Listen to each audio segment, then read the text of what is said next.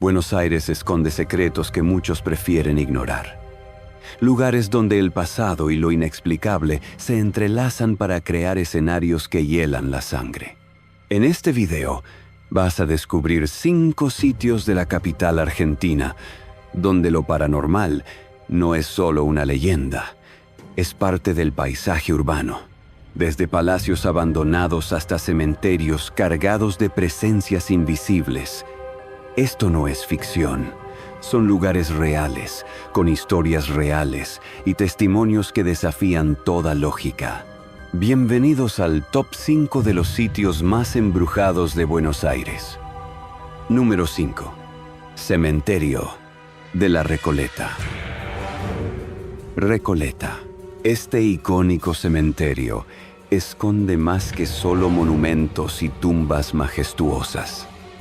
Desde su fundación en 1822, ha sido escenario de historias inquietantes. Visitantes aseguran sentir miradas invisibles mientras caminan entre las tumbas, y algunos guías cuentan haber escuchado susurros o lamentos provenientes de mausoleos vacíos. Las luces del cementerio a veces parpadean sin razón, y muchos han visto sombras moviéndose sin que nadie esté allí. Especialmente perturbadora es la tumba de Eva Perón, donde algunos dicen haber captado figuras espectrales en fotografías.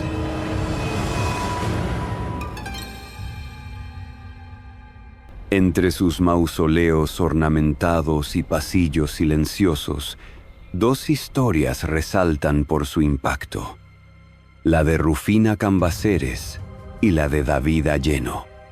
Rufina, hija del reconocido escritor Eugenio Cambaceres, fue declarada muerta prematuramente a los 19 años. Días después, al abrir su tumba, encontraron marcas de arañazos en el interior del ataúd. Había sido enterrada viva. Desde entonces, hay quienes aseguran ver a una joven vestida de blanco paseando por la necrópolis.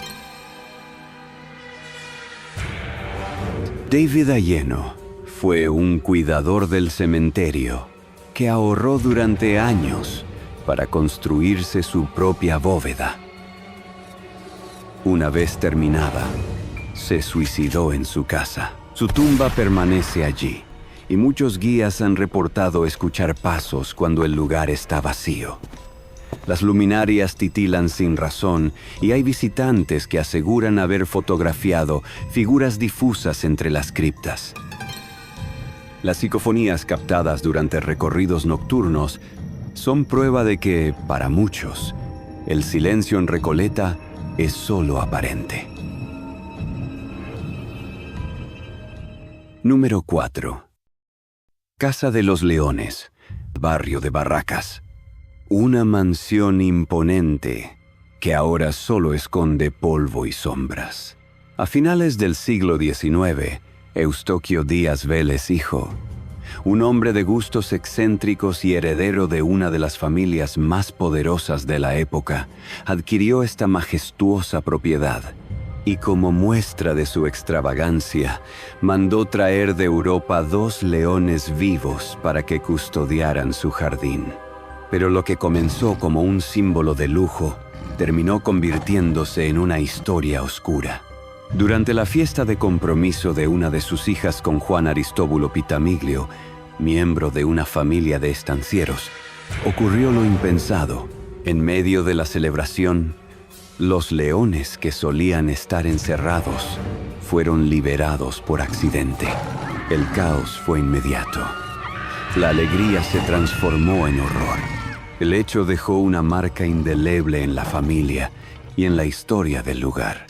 Sus leones de piedra parecen cobrar vida al caer la noche.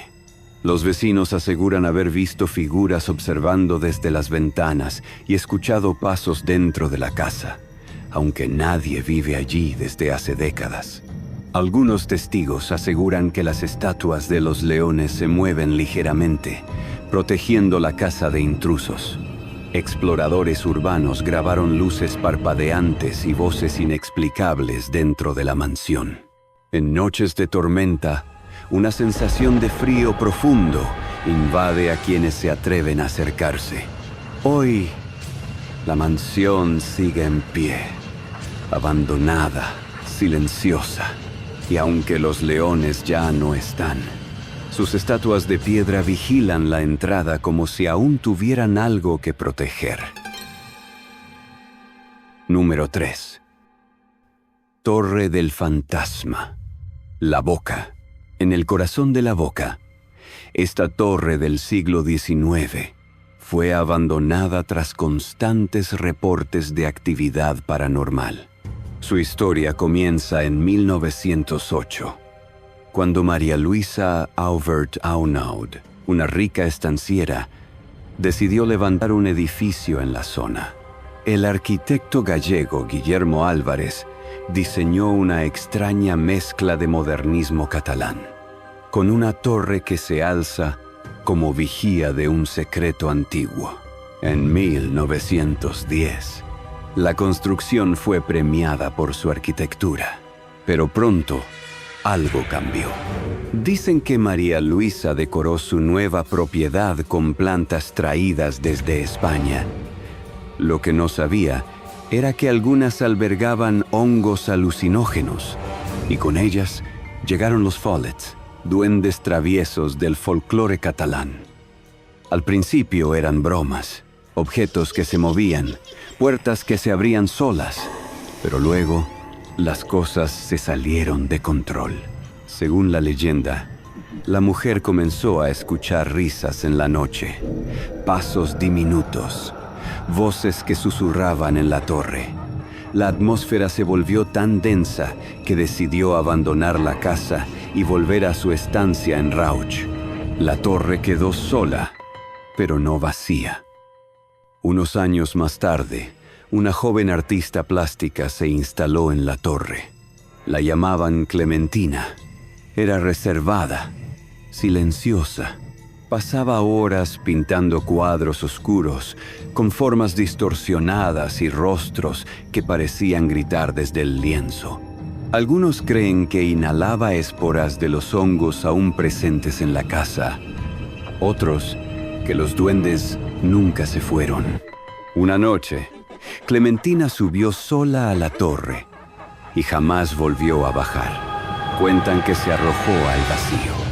Desde entonces, hay quienes aseguran ver su figura detrás de los ventanales rotos. Otros escuchan sus pasos o sienten cómo los observa desde lo alto. Lo más inquietante es la hipótesis de que la torre fue construida sobre un antiguo cementerio indígena. Algunos historiadores locales sostienen que el terreno ya tenía fama de maldito antes de que se levantara el edificio. Grabaciones realizadas por investigadores captaron voces en lenguas no identificadas y luces flotantes sin fuente aparente. Incluso perros se niegan a acercarse a la torre, ladrando en dirección a la misma sin motivo visible. Hoy, la Torre de los Fantasmas sigue en pie, callada, testigo de una historia que mezcla arte, locura y algo más. Número 2. Iglesia Santa Felicitas. Barracas, una iglesia con una historia trágica y oscura. Detrás de esta imponente iglesia se esconde uno de los dramas más conmovedores de la historia porteña: el asesinato de Felicitas Guerrero en 1872, considerada en su época la mujer más bella de Buenos Aires. Su trágica muerte a manos de un pretendiente obsesionado marcó para siempre al barrio de Barracas.